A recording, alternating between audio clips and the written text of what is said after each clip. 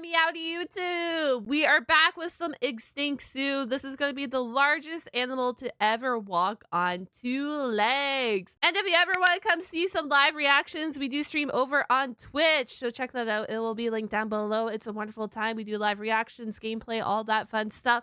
And let's dive on into the video. Okay, 3, 2, 1.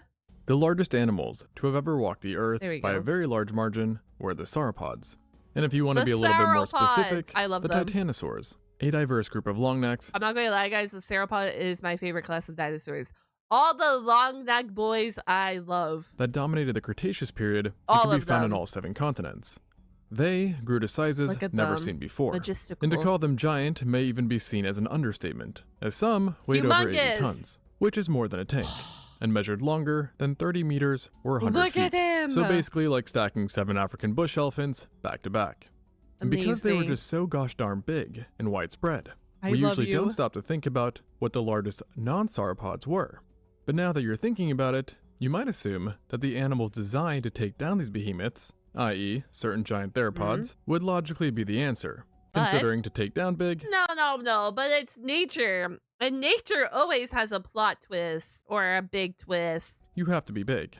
And they definitely came close, with the Tyrannosaurus Rex being capable of breaking 10 tons. But in reality, they were not the biggest non-sauropod, and there were bigger fish, so to speak. And the real answer wasn't even an animal found in North America, instead being found in late Cretaceous China, of all places, and was a dinosaur you likely have never heard of, the Shantungosaurus. The Shantungosaurus. What? What is this?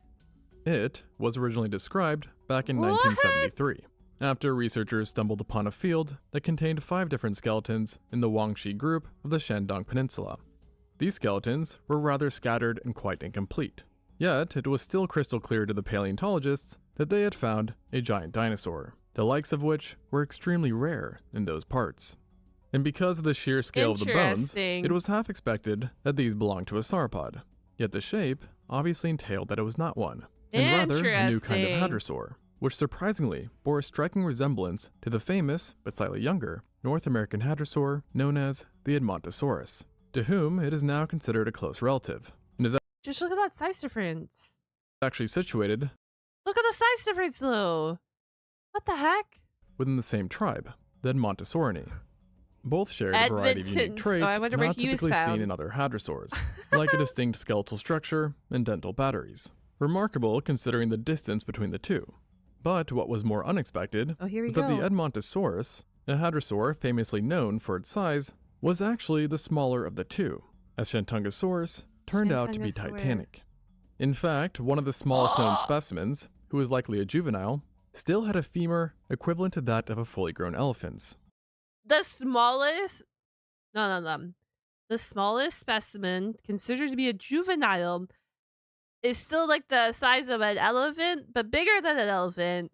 And it only got bigger from there, with a holotype measuring 14.7 meters or 48 feet in length, and weighing over 13 tons. I couldn't imagine something being 48 feet in length. Imagine a walking animal being 48 feet in length. So 7 times heavier than your average car. And keep in mind, this wasn't even on the high end either, and the largest individuals may have been between 16 and 18 tons, while reaching 17 meters or 56 feet from head to tail. Additionally, more liberal weight estimates suggest even higher numbers, ranging from 19 to 22 tons.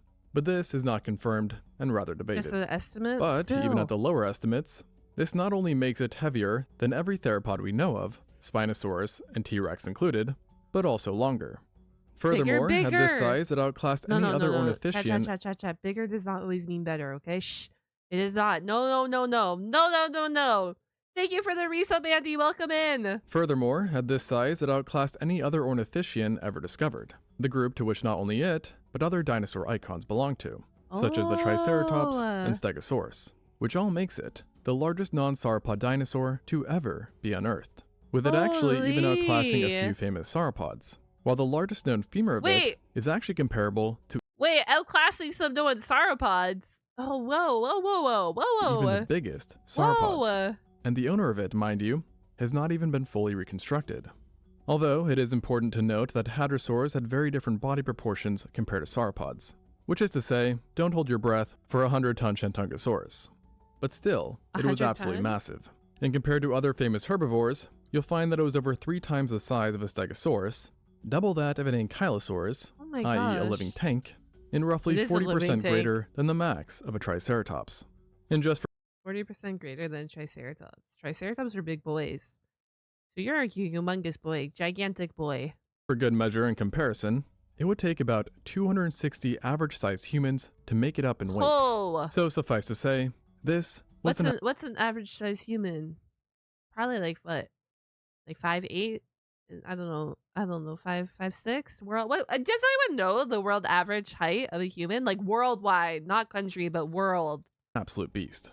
And because paleontologists believe it could have at least partially walked on its 2 hind legs, it is thus also considered the largest bipedal animal to have ever lived. Oh my So gosh, clearly, it has it all the was an anomaly, titles. even amongst dinosaurs. I hate. No. I hate that I don't know any of these.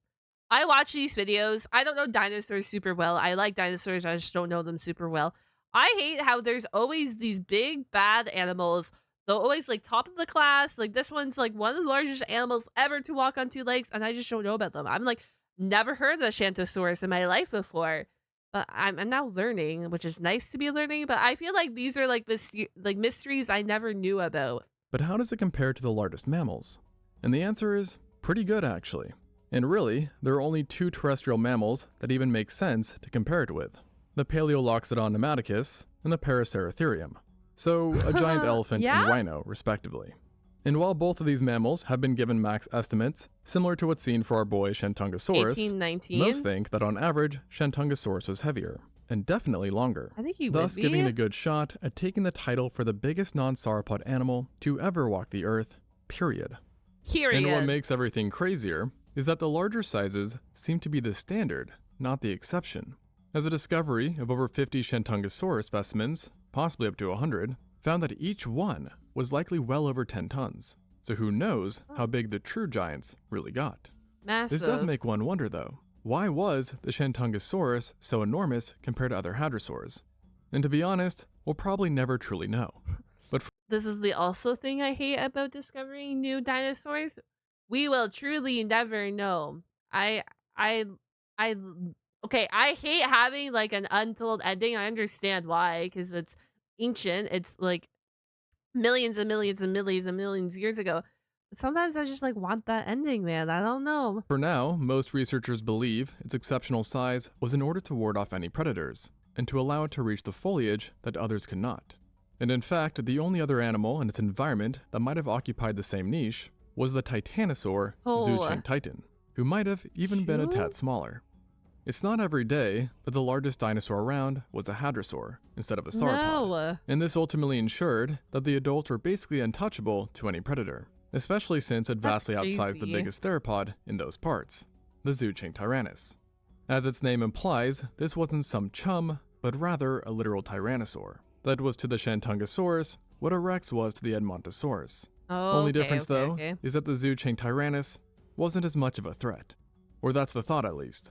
As the largest adults, I feel like there's a lot of thoughts at least. I love speculations though. They are my favorite. Like I just love I love reading people theory craft, whatever theories they may be. Does that make sense? only hovered I around don't 5 know. tons. I love it So here. about a third of the Shentungosaurus's weight. So while it may have been a threat to juveniles or newborns, hunting adults would have been rather questionable at best, and perhaps even riskier for it than the hadrosaur, seeing that the Shentungosaurus had an impressive array of defenses on its side. For starters, its size alone was a huge asset, Holy and if this thing moly. ran into you at top speed, it would have caused a whole world of hurt. And assuming a speed based on other large hadrosaurs, being hit by one would have packed more energy than the punches of over 1,000 professional boxers combined. Over But funny enough, over 1,000 professional boxers. standing in front of Oh. one might have actually been the smarter thing than standing behind or to the side of it. As in Oh, recent fine years, friend. there's been an uptick in people who believe that the hadrosaurs were very capable kickers, Oh who my would use their gosh. giant hind limbs to obliterate an attacker, Emu, is this you or a cassowary? I guess too.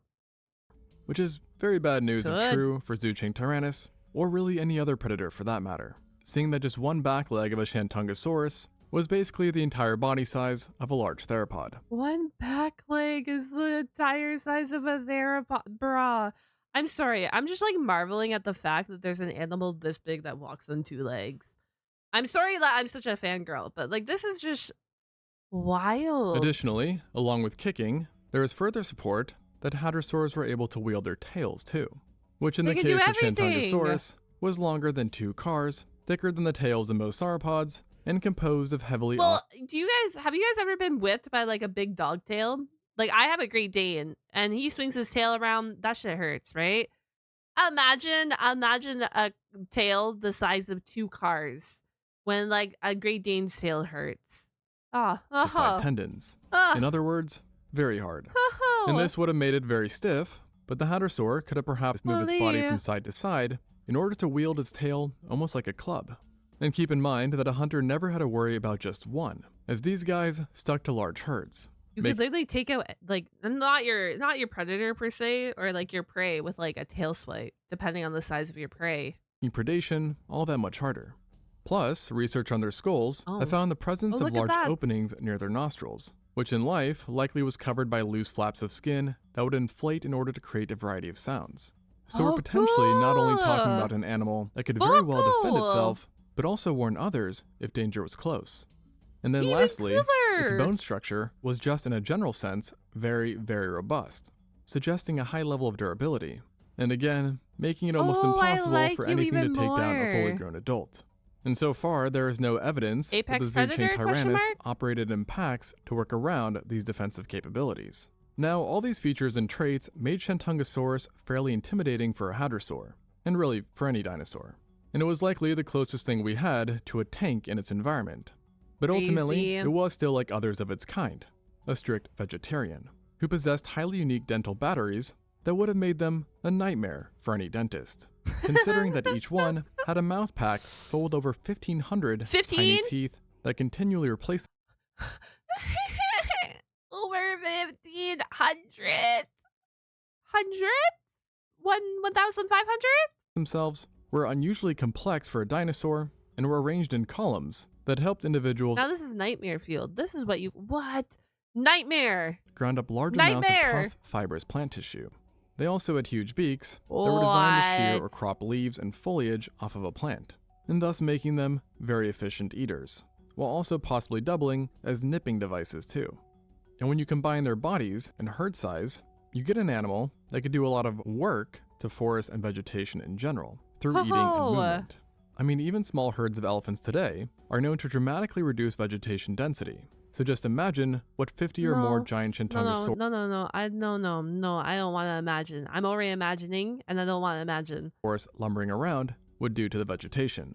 And they almost definitely played an important role in shaping their environments, likely being a keystone species. But for now, the Shantungosaurus is only known to have lived in areas associated with the Wangxi group, which back during the late Cretaceous was a vast floodplain with a very warm and humid climate and a diverse range of flora, which mainly consisted of cycads, ginkgos, conifers, and ferns.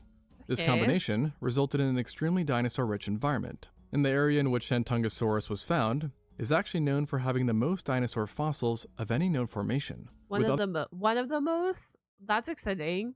So they probably even have more dinosaurs there that we've never discovered yet, yeah? Other genera including the Sinoceratops, Zoochangceratops, Ischioceratops, Zoochang titan, Anomalepes, Tanius, Pinacosaurus, Micropachycephalosaurus, Cyanankylosaurus, and another kind of undescribed I like that little guy.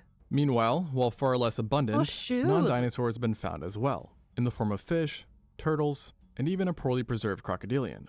As previously mentioned, Shantungosaurus was essentially the largest Argentinosaurus, Shantungosaurus, Spinosaurus 15 meters, and Shantungosaurus about 15 meters. But it looks like the Shantungosaurus was just longer. Animal in this environment. But what's interesting is that it didn't really have a wide range in general, despite having a fairly respectable duration of existence. Bro, this thing probably steps on dinosaurs and doesn't even realize that it steps on dinosaurs. While on the flip side, many other hadrosaurs could be found across wide areas, which leads some paleontologists to hypothesize that its size came at a cost, with not many places being capable of supporting such a large and gregarious creature. Additionally, many larger titanosaurs lived outside of the area, and therefore it may have been harder for this hadrosaur to expand and establish itself outside of the area that it was found. But nevertheless, it still found great success, having survived for over 10 million years before finally disappearing from the fossil record. But now you may be wondering, how does a sauropod-sized hadrosaur go extinct? And the answer is, for now, no one is certain, yet there are a couple of ideas. The first one again goes back to its size, being that its large energy requirements eventually came back to haunt it, especially when its environment underwent changes, where it presumably was no longer able to support such a large animal in big herds. The second idea is that a local extinction event may have taken place, as certain parts of the formation have been connected to lava and pyroclastic flows, indicating that the region had some level of volcanic activity, which definitely could have proved detrimental. And then the final idea is that it simply evolved into another hadrosaur, as they would actually remain a staple in China until the very end. Although, no hadrosaur would ever again get as big as the largest non-sauropod dinosaur ever, and nor, presumably, has anything else. Thanks for watching, and until next time on Extinct Zoo. My mind is just blowing. Oh my gosh. If you made it all the way to the end of this video, comment down a dinosaur emoji. Do come check out the Twitch too. It'll be linked down below in the description and in the comments if you want the discussion and live reactions, or me just playing games and hang out with me on stream. They will be all linked down below. I hope you have a wonderful day and take care, everyone. Goodbye.